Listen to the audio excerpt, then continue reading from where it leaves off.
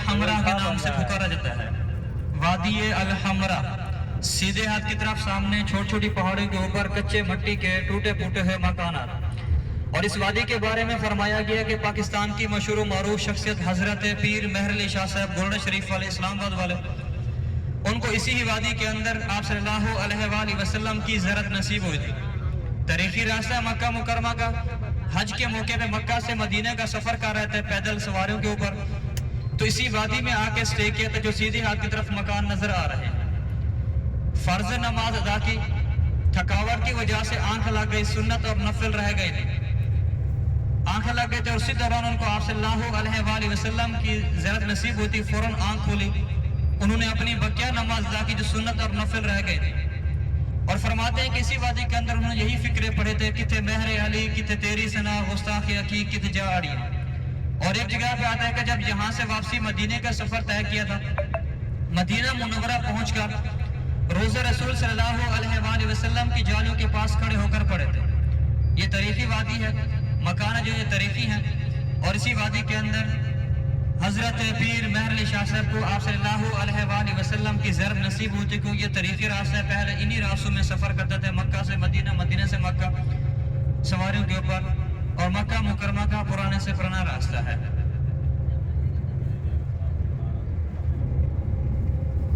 پتھروں کے بنے ہوئے ٹوٹے پھوٹے ہوئے مکانات، کھجور کی ٹہنیوں، کھجور کے درختوں کے چھتوں کے ساتھ بنے مکانات. وادی ابو ذر غفاری اس وادی کو کہا جاتا ہے. بالکل سیدھے ہاتھ کی طرف یہاں سے نظر آ رہے ہیں، کچھ پہاڑی کے اوپر ہیں، کچھ پہاڑی کے نیچے ہیں. زیادہ مکان آپ لوگوں کے سیدھے ہاتھ کی طرف ہیں، کچھ مکان آپ لوگوں کے بائیں جانب الٹے ہاتھ کی طرف بھی موجود ہیں، روڈ کے بالکل کنارے پہ ساتھ ساتھ. وادی ابو ذر غفاری، بنو غفار قبیلہ اس وادی کے اندر ان مکانات کے اندر رہائش پذیر تھا. فرمایا گیا ہے کہ 300 سال پہلے یہاں پہ رہائشیں تھیں، آبادی تھی. 100 سال پہلے اس وادی کے اندر ایک تجارتی منڈی لگا کرتی تھی. 100 سال سے یہ ویران پڑے ہوئے ہیں. 300 سال پہلے آبادی تھی، رہائشیں تھیں ان مکانوں کے اندر. 100 سال پہلے تجارتی منڈی لگا کرتی تھی. 100 سال سے یہ ابھی ویران پڑے ہوئے ہیں. دیکھ بھال نہ ہونے کی وجہ سے، وقت گزرنے کی وجہ سے، بارش کی وجہ سے یہ بالکل مسمار ہو گئے ہیں، ٹوٹ پھوٹ کا شکار ہو گئے ہیں. آدھے سے بھی زیادہ مکانوں ٹوٹ پھوٹ کا شکار ہو گئے. بہت بڑا قبیلہ بات تھا، بنو غفار قبیلہ تھا اسی وادی کے اندر. پہلے زمانے میں کوئی بھی کسی جگہ پہ رہائش پذیر ہوتے، مکان بناتے پہاڑوں میں، تو ایسے مکان بناتے کچھ پہاڑی کے اوپر بناتے، کچھ پہاڑی کے نیچے.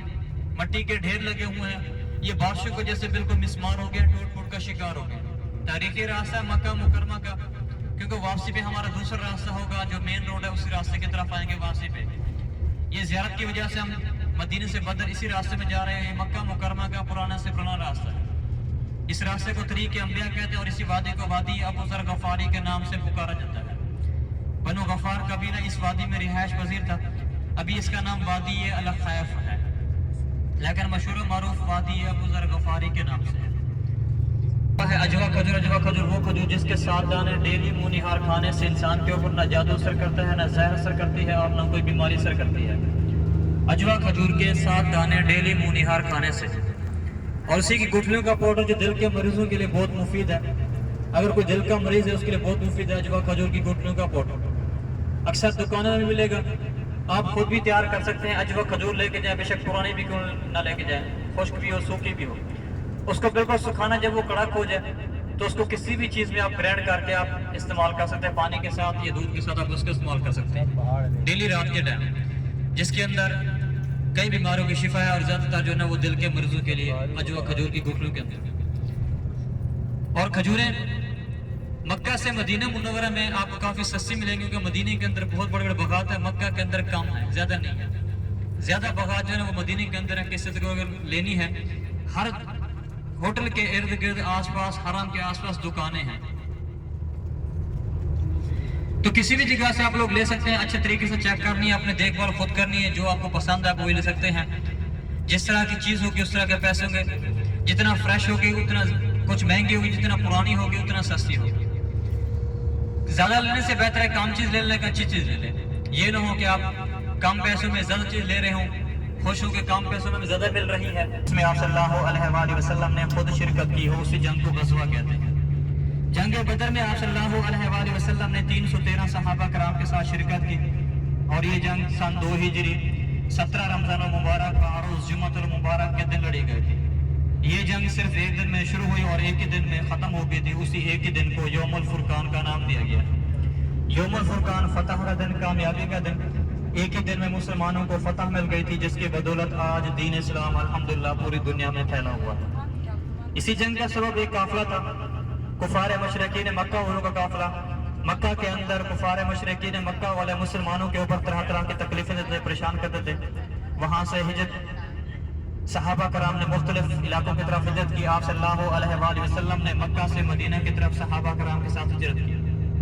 مدینہ جس کا نام وادی یثرب تھا، اور اسی وادی کے اندر کوئی بھی قبیلہ آنے کے لیے تیار نہیں تھا، تو آپ صلی اللہ علیہ وآلہ وسلم اسی وادی کے اندر تشریف لائے، اس کا نام تبدیل کر دیا، وادی یثرب سے مدینہ المنورہ رکھا، اور فرمایا کہ مدینہ منورہ کی خاک میں بھی شفا ہے، مدینہ منورہ کی آب و ہوا میں بھی شفا ہے۔ اور جو وہی آس پاس قبیلے آباد تھے، ان کے ساتھ معاہدے کیے کہ اگر کوئی بہر کا قبیلہ ہم میں سے کسی ایک کے اوپر بھی حملہ کرے گا تو پھر ہم سب متفق ہو جائیں گے، ایک ہو جائیں گے، ان کا سامنا کریں گے، اس کا مقابلہ کریں گے۔ اور اگر ہم میں سے کسی قبیلے نے آپس میں لڑائی جھگڑا کیا، جو تیسرا قبیلہ ہوگا کبھی بھی ان کا ساتھ نہیں دے گا، بلکہ ان دونوں کی اصلاح کروائے گا۔ تبلیغ شروع ہوگی، مسلمان روز بروز بڑھنے۔ حضور سے شکوہ کیا، یا رسول اللہ ہمارے پاس پینے کے لیے پانی نہیں ہے۔ آپ نے کہا جاؤ جا کے بیر غرض سے پانی پیو۔ تو کہا یا رسول اللہ اس کنویں کا تو پانی بہت زیادہ کڑوا ہے۔ آپ اس کے پاس گئے، اپنے منہ میں انگلی ڈالی اور وہ انگلی اس کنویں کے پانی میں پھیر دی، اس کنویں کا پانی شہد سے زیادہ میٹھا ہو گیا۔ آج بھی وہ کنواں چل رہا ہے، یعنی 1400 سال سے زائد کا عرصہ گزر گیا ہے، آج بھی وہ کنواں چل رہا ہے۔ آج بھی آپ اس کا پانی پیئیں گے، آپ کو ایسا محسوس ہوگا جیسے کسی نے اس میں شکر ڈالی ہوئی ہے۔ آپ کو اس کا پانی، اس کا ٹیسٹ اور باقی پانی کا ٹیسٹ بالکل الگ الگ محسوس ہوگا۔ اس کنویں کا پانی آج بھی ملتا ہے، لیکن اس کی ایک ٹائم روٹین ہے، وہ شام 4 بجے سے لے کر رات 9 بجے تک، شام 4 بجے سے لے کر رات 9 بجے تک۔ اس سے پہلے کیوں نہیں؟ کیونکہ جو یہاں پہ پرائمری سکولز ہوتے ہیں وہ 2:30 بجے تک چلتے ہیں، تو 2 سے 2:30 بجے تک وہ سکول کی وجہ سے وہ پورا ایریا بند رہتا ہے۔ جیسے ہی 4 بجتے ہیں وہ ایریا اوپن ہو جاتا ہے، چاہے گاڑی پہ جائیں چاہے پیدل جائیں۔ آپ کی بلڈنگ سے بیر غرض کا واکنگ ڈسٹنس جو ہے وہ 25 سے 30 منٹ کا ہے، 25 سے 30 منٹ پیدل سفر۔ یہ ایک روڈ سیدھا یہاں سے جا رہا ہے مسجد قباء کو، رائٹ سائڈ مسجد قباء ہو جاتی ہے، لیفٹ سائڈ جو ہے وہ بیر غرض اور باغ سلمان فارسی ہو جاتی ہے۔ تو یہ چھوٹی چھوٹی جو زیارات ہیں، یہ مدینہ کی پرانی اور تاریخی زیارات ہیں۔ تو یہ مدینہ کی جتنی جو داخلی زیارات تھیں، کا نام اور رول نمبر یہ بھی بتا دینا ہے، اپنا اپنا کرایہ نکالیں۔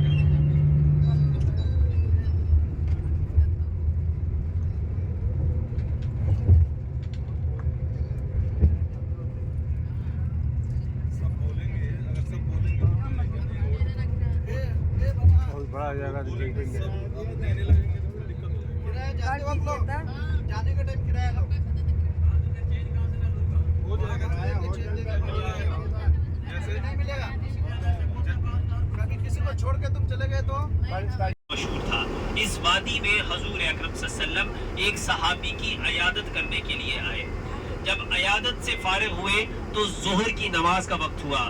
حضور اکرم صلی اللہ علیہ وسلم نماز پڑھانے کے لیے بنو سلمہ کی جامع مسجد میں چلے گئے۔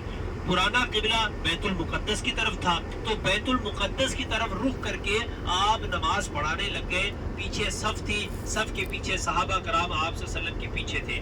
نماز پڑھاتے ہوئے 2 رکعت پڑھ لی، 2 رکعت باقی تھی، اور ہمارے نبی بار بار آسمان کی طرف دیکھتے اور پھر نیچے نظریں جھکا لیتے، پھر آسمان کی طرف دیکھتے پھر نیچے نظریں جھکا لیتے۔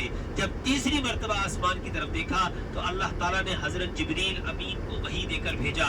سورۃ بقرہ کی آیات، قد نرى تقلب وجهك في السماء، قد نرى ہم دیکھتے ہیں، تقلب وجهك في السماء تمہارا مڑ کے چہرہ آسمان کی طرف کرنا، فَلَنُوَلِّيَنَّكَ قِبْلَةً تَرْضَاهَا ہم موڑ دیں گے اس طرف قبلہ جہاں آپ کی رضا ہے، فَوَلِّ وَجْهَكَ بس اپنا چہرہ پھیر لیجئے، شطر المسجد الحرام मस्जिद हराम की तरफ। आप सल्लल्लाहु नमाज की हालत में मुड़ गए, पीछे सफ थी, सफ को चीर कर आगे निकल गए।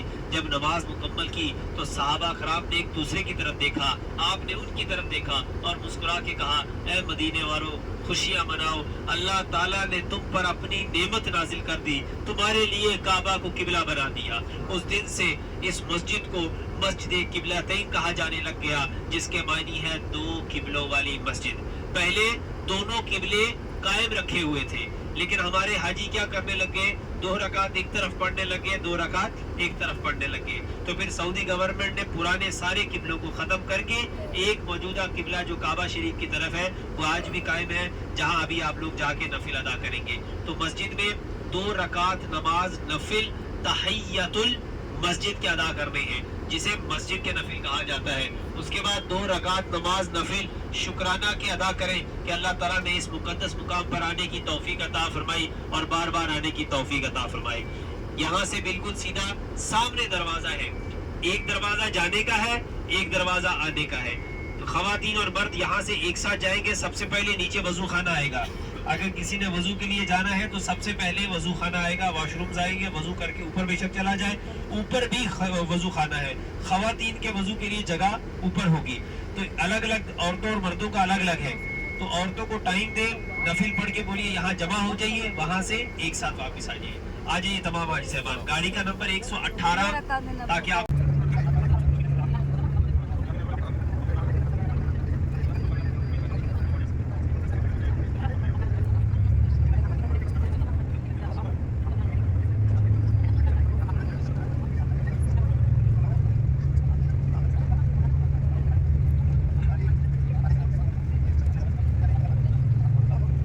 वो सस्ती पड़ती है, यहाँ पे वो महंगी पड़ती है, क्योंकि आने जाने का अखराजात टैक्स भी होता है, यहाँ की इनकम के हिसाब से उसका रेट होता है। टोटल 313 सहाबा कराम ने शिरकत की, उनमें से 14 शहीद हुए, 14 में से 13 सहाबा रसूल मैदान के अंदर जंग के दौरान उनकी शहादत हो गई थी, वो इसी कब्रिस्तान के अंदर आराम फरमाए। 14वें सहाबा रसूल हजरत उबैदा बिन हारिस रज़ी अल्लाह तआला अन्हु जो जंग लड़ते वो शदीद जख्मी हो गए थे, वापसी की दिन सफर कर रहे थे, उनकी शहादत रास्ते में हो गई। बाकी के 13 सहाबे रसूल इसी कब्रिस्तान के अंदर आराम फरमाए। बदर का पुराने से पुराना कब्रिस्तान यही है जो आप लोगों के दाएं जानिब सीधे हाथ की तरफ। अब हमारा सफर है यहाँ से जबल मलाइका की तरफ। जबल में पहाड़, मलाइका में फरिश्ते, फरिश्तों वाले पहाड़ भी कहा जाता है। वो धोखा दिया था, आप सल्लल्लाहु ने ओहद की जंग के बाद उनको मदीना से निकाल दिया था। जब वो मक्का गए तो उन्होंने मक्का के काफिरों को भड़काया कि अगर आप हमारे साथ मिल जाएं, हम मिलकर मदीना पर हमला करते हैं, हमें मदीने के कई रास्तों का पता है, अगर हम आपकी मदद करें, आप अपना बदला ले लेना, हम मदीना पर कब्जा कर लेंगे। इस बात को कुफार ने मान लिया और मदीना पर हमला करने के लिए निकल पड़े। आप सल्लल्लाहु ने सहाबा से मशवरा किया तो एक सहाबी थे हजरत सलमान फारसी रजी अल्लाह ताला, उन्होंने हजूर अकरम सल्लल्लाहु अलैहि वसल्लम को मशवरा दिया कि या रसूलल्लाह, मदीने के एक तरफ पहाड़ है और एक तरफ घने जंगलात है, अगर हम इनके दरमियान में, इनके बीच में खंदक खोद दें तो काफिर उसको अबूर नहीं कर सकेंगे, जिससे हम दिफा करने में सहूलत बना लेंगे। तो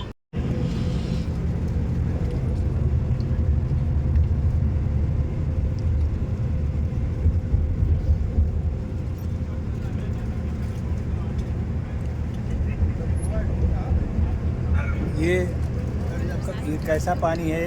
मीरे शिफा, हाँ? मीरे शिफा।